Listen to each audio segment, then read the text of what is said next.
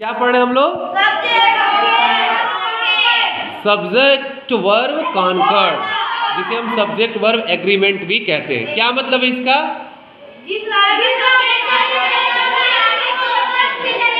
जिस राह पर सब्जेक्ट चलेगा उसी राह पर वर्ब। यानी आप ये कहना चाह रहे हैं कि जिस जेंडर केस नंबर में सब्जेक्ट होगा उसी जेंडर केस नंबर में वर्ब भी होगा।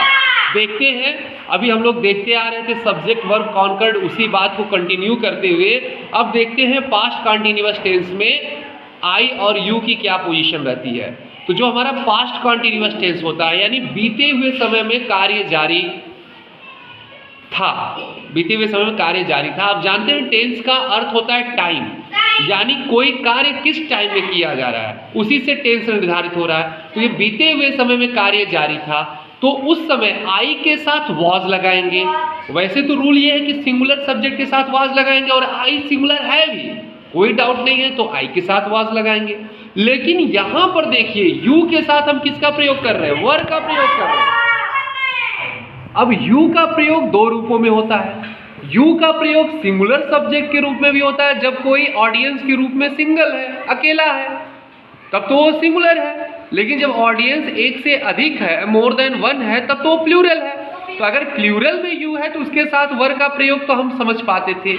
लेकिन हमें यहाँ पर रूल को ये जानना होगा कि अगर यू सिंगुलर के रूप में भी यूज हो रहा है तो भी उसके साथ वर्ब का ही प्रयोग होता है। तो पास्ट कंटीन्यूअस टेंस में आई के साथ वॉज तथा यू के साथ वर्ब का प्रयोग होता है। आइए एग्जाम्पल देखते हैं पास्ट कंटीन्यूअस टेंस का example.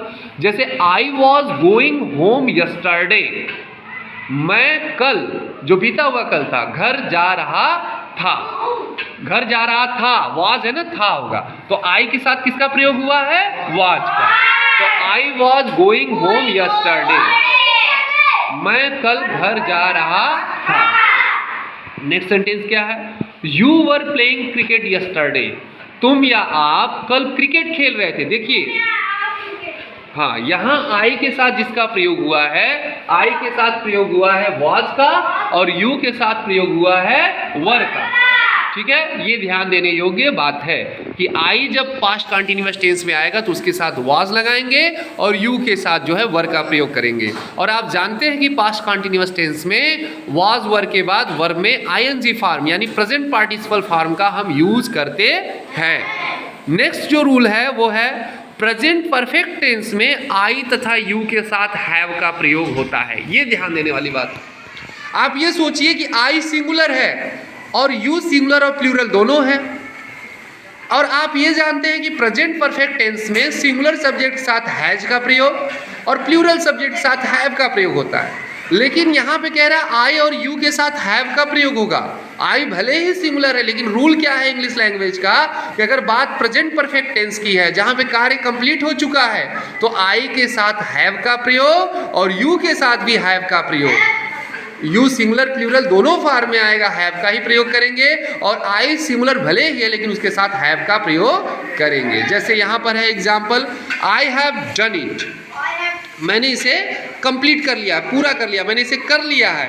And you have done it, आपने भी इसे कर लिया है, आपने भी इसे कंप्लीट कर लिया है। तो आई के साथ भी हैव का प्रयोग और यू के साथ भी हैव का प्रयोग। नेक्स्ट देखते हैं फ्यूचर इंडेफिनिट टेंस में आई वी के साथ शैल का प्रयोग और यू के साथ विल का प्रयोग होता है। यह तो बात आपको स्पष्ट है कि फ्यूचर इंडेफिनिट टेंस की जब भी बात होती है तो आई वी के साथ शैल का प्रयोग करते हैं, बाकी सारे सब्जेक्ट के साथ, बाकी सारे सब्जेक्ट के साथ जो है हम लोग विल का प्रयोग करते हैं। इसलिए यू के साथ भी विल का प्रयोग होगा और आई वी के साथ शैल का प्रयोग होगा। जैसे एग्जाम्पल है आई शैल डू इट, मैं इसे करूंगा। वी शैल डू इट, हम इसे करेंगे।